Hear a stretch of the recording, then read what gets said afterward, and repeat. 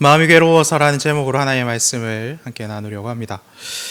마음이 힘들고 괴로울 때는 마음 충전하세요. 창간 60주년 불교신문에 뜬 기사 내용입니다.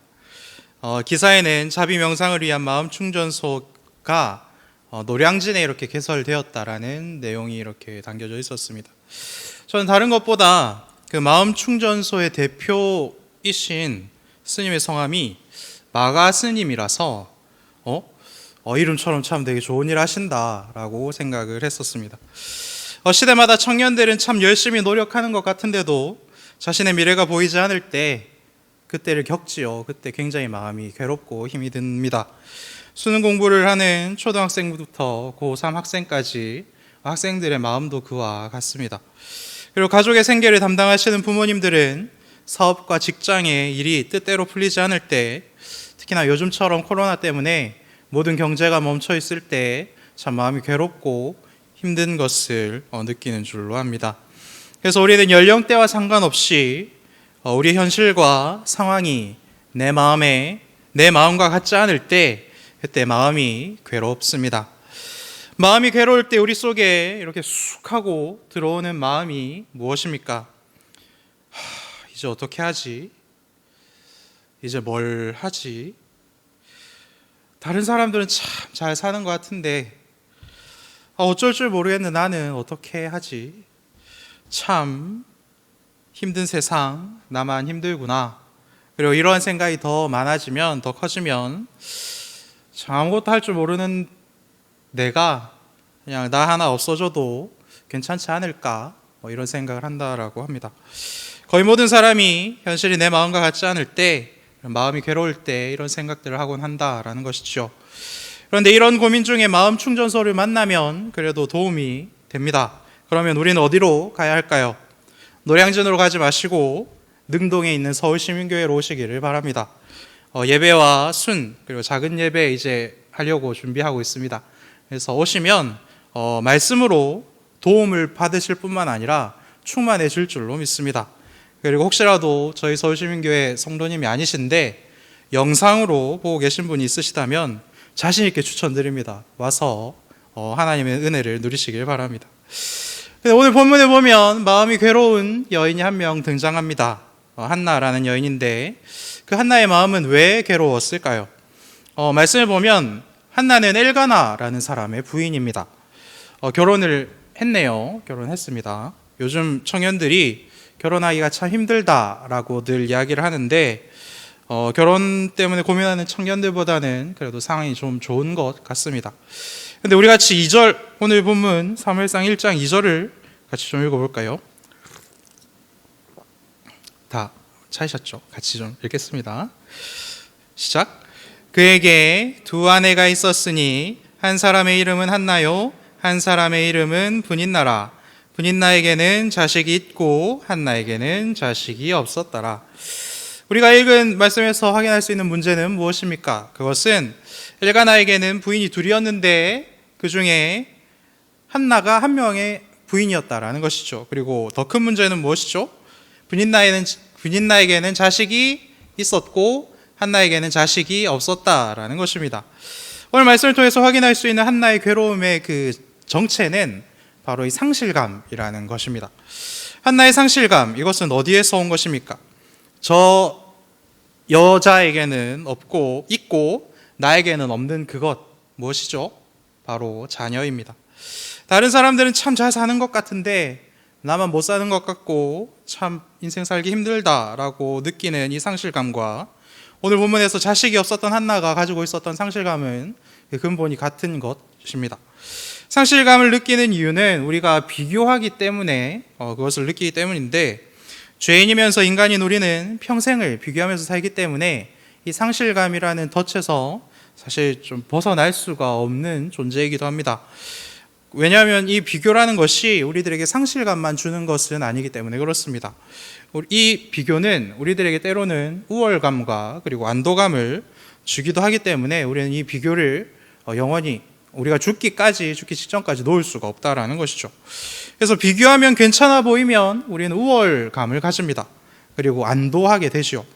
그런데 문제가 무엇입니까? 이것이 일회용 안도감이고 일회용 안도감에 있다라는 것입니다. 그래서 우리는 사람이라서 계속해서 비교합니다. 저도 굉장히 많이 비교합니다.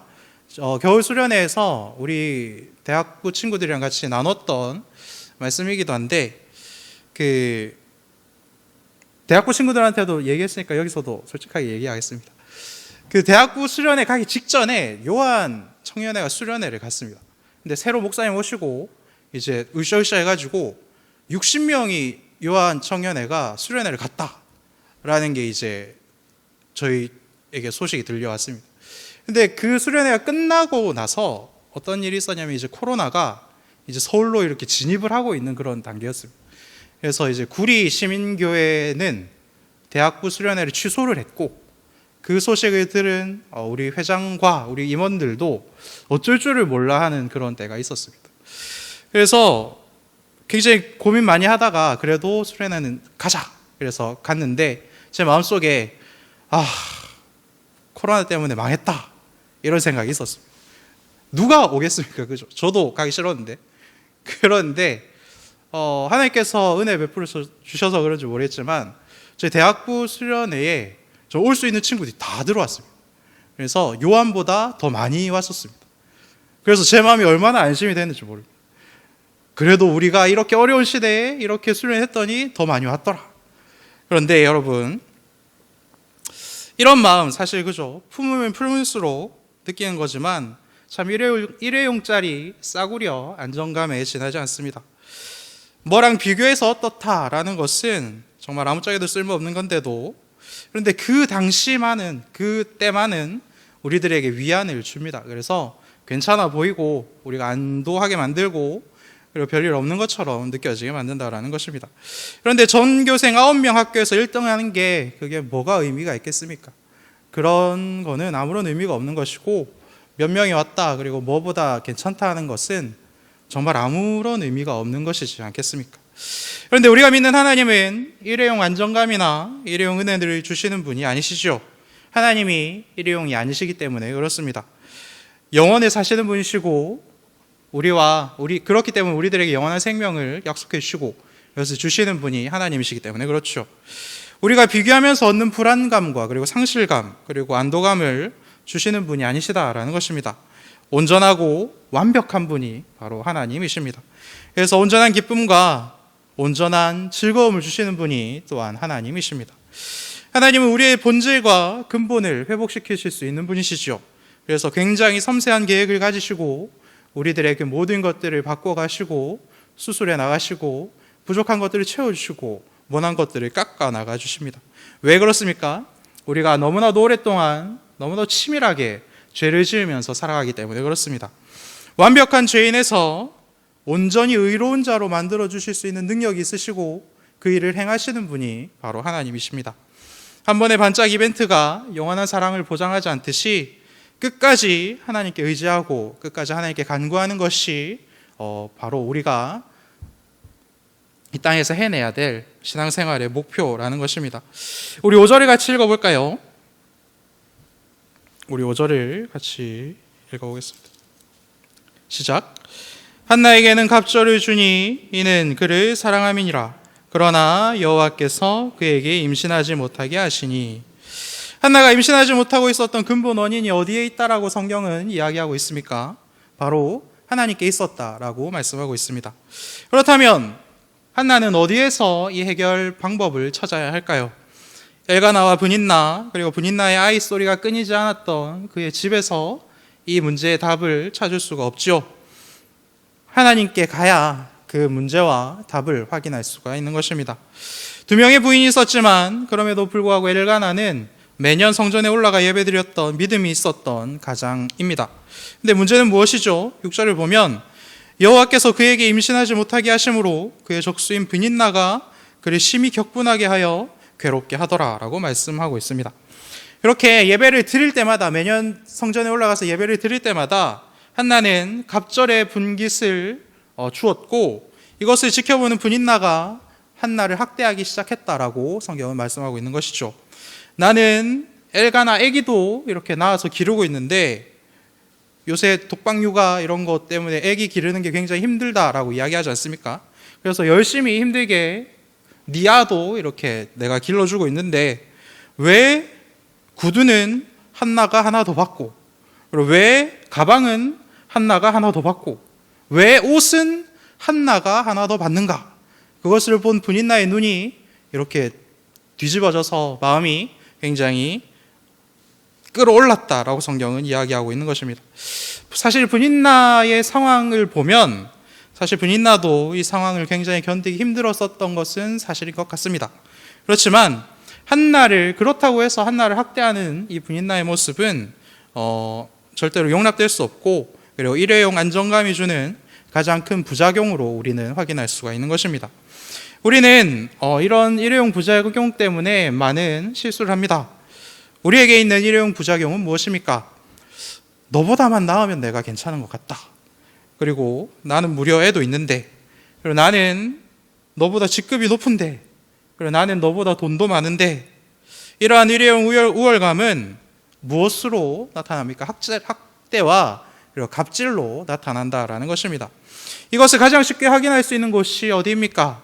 우리가 살아가고 있는 이 세상이고, 여러분들이 살아왔던 학교, 그리고 직장, 그리고 이 모든 세상이 이렇게 돌아가고 있습니다. 그러면 우리는 어떠해야 합니까?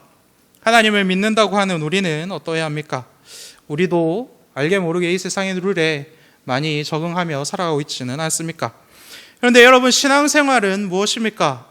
이 세상의 룰로 돌아가는 곳에서 발을 붙이고 살아가고 있지만 그 룰을 거부하고 하나님의 뜻대로 살아내는 것, 그것이 신앙생활 아닙니까?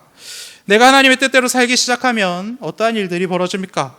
이번 주 수요일에 우리 신주실 목사님께서 설교해 주셨지만 예수를 잘 믿었던 제자들 모두 다 이 세상의 기준으로 봤을 때는 비참하게 순교했었습니다. 그래서 목사님께서 하신 말씀이 되게 가슴에 이렇게 들어왔는데, 예수 잘 믿으면 망하는구나, 그죠?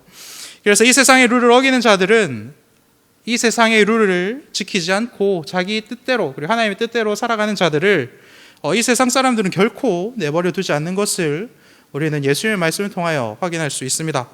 그리고 유별나다, 참 예민하다, 어떻게 그거 다 지키고 사냐라고 이렇게 우리를 조롱하기도 합니다. 그런데 그렇게 우리가 살기 시작하면 어떤 일들이 일어납니까? 그렇게 나처럼 씩씩하게 하나님의 말씀대로 살아내는 사람들의 삶이 보이기 시작하죠. 그러면 그 사람들의 삶이 이뻐 보이고 굉장히 멋있어 보입니다. 그런 사람들을 찾아낼 줄 아는 마음의 눈을 여러분들 제발 가지시길 바랍니다.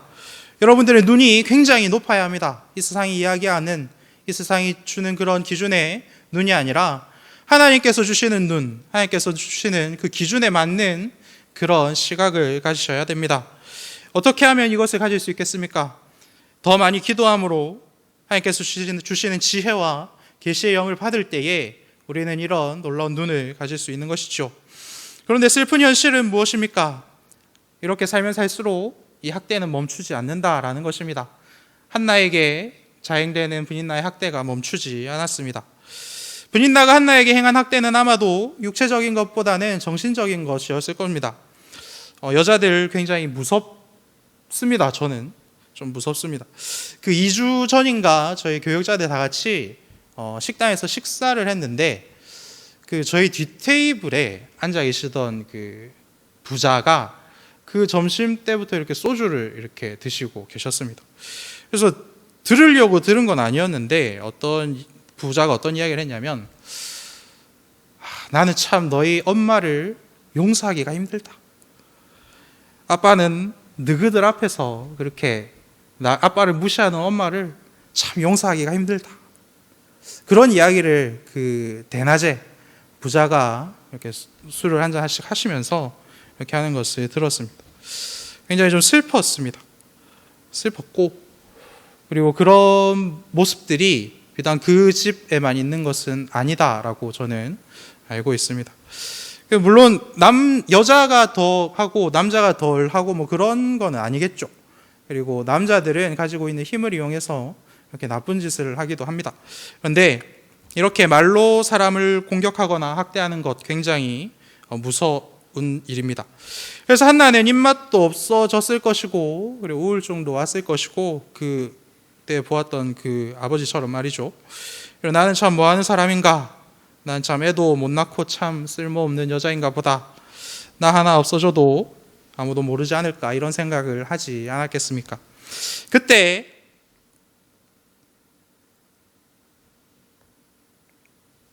한나는 기도하기 시작했다라고 성경은 말씀하고 있습니다.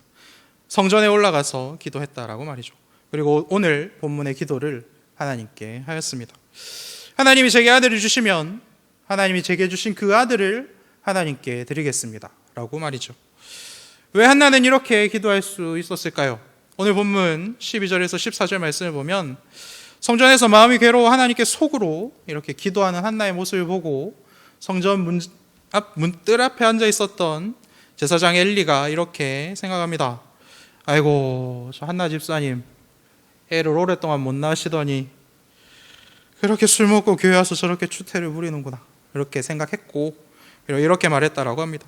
한나 집사님 남사시로니까 그렇게 술 먹고 교회 와서 잊지 마시고 술 좀 끊고 오세요 라고 말이죠.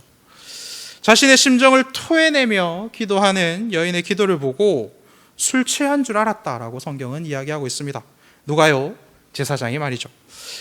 근데 엘리 제사장의 아들 홈리와 비나스는 더한 사람들로 이렇게 등장합니다. 사무엘상 2장을 읽어보신 분들은 다 아시죠.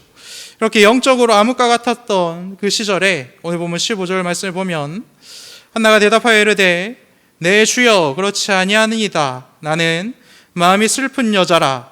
포도주나 독주를 마신 것이 아니요 여호와 앞에 내 심정을 통한 것뿐이오니 라고 대답합니다.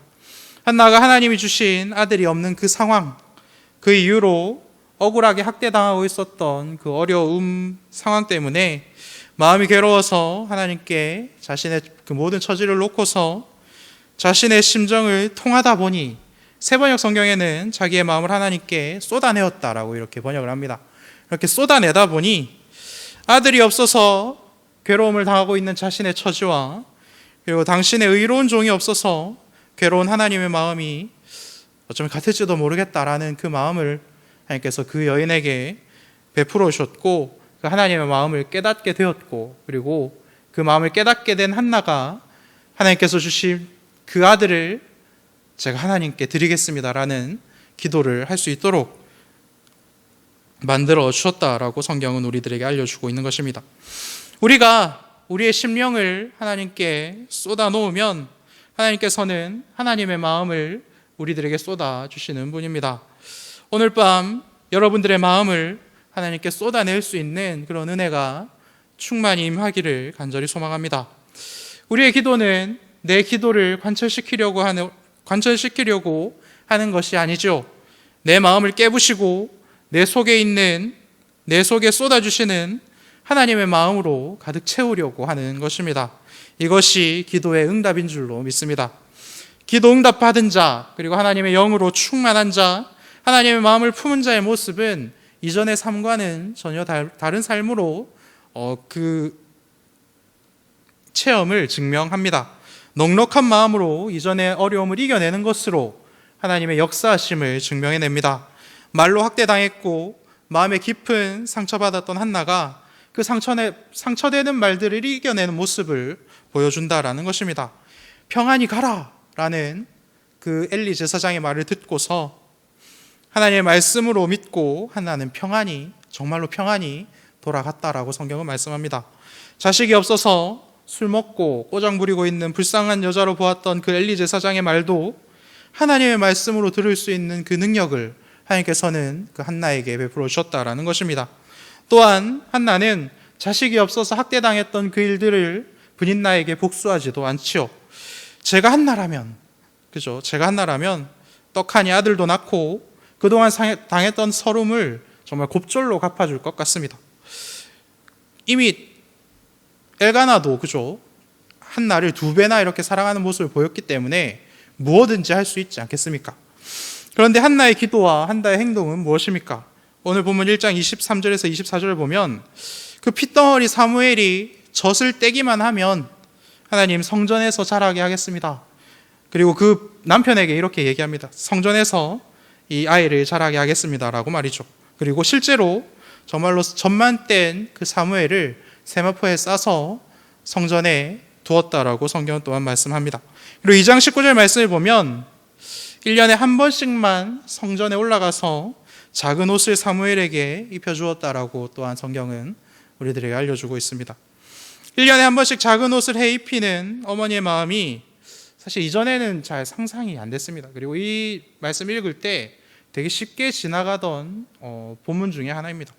그런데 그 마음이 어땠을지 아는 지금은 말로 할 수 없는 그런 마음들이 느껴집니다. 아이를 낳기 전에 사무엘을 묵상하는 것과 아이를 낳은 뒤에 묵상하는 그 무게는 너무나도 다른 것 같습니다. 한나의 모습을 보면 이전에 당했던 그 학대를 생각할 겨를이 없는 것으로 우리는 확인할 수 있습니다. 한나는 완전히 다른 삶을 사는 것을 우리는 확인할 수 있다는 것입니다. 이것이 기도하는 자가 누리는 하나님의 은혜입니다. 마음을 쏟아내고 그리고 하나님께 기도하는 교회의 어른들을 보면 우리는 이 한나의 모습을 볼 수 있습니다. 분명히 말로 공격을 한 건데 허허 이렇게 웃으시면서 굉장히 품이 있는 모습을 보여주는 어른들이 우리 교회에 굉장히 많으시죠. 장로 후보에 오르신 분들이 저는 다 이런 분들이라고 믿습니다.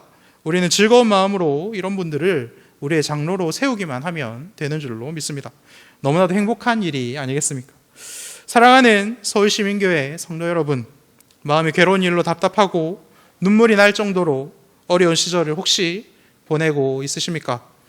그리고 이 시대가 너무나도 어두워 보이고 너무나도 희망이 없어 보이십니까? 그렇다면 그 모든 것을 여러분들에게 겪을 수 있도록 허락하신 분 하나님에게 가셔서 그 해답을 찾아내시기를 간절히 소망합니다. 그렇게 깊이 기도하며 하나님의 마음이 무엇인지를 헤아리는 그러한 은혜들을 또한 누리시기를 바랍니다. 그 마음을 헤아려서 기도하는 자가 되어주시고 하나님이 주시는 충만함으로 이전과는 전혀 다른 삶을 살아내는 그런 여러분들이 되어주시길 바랍니다. 하나님의 뜻대로 이 땅을 살아주시는 우리가 되기를 간절히 소망합니다.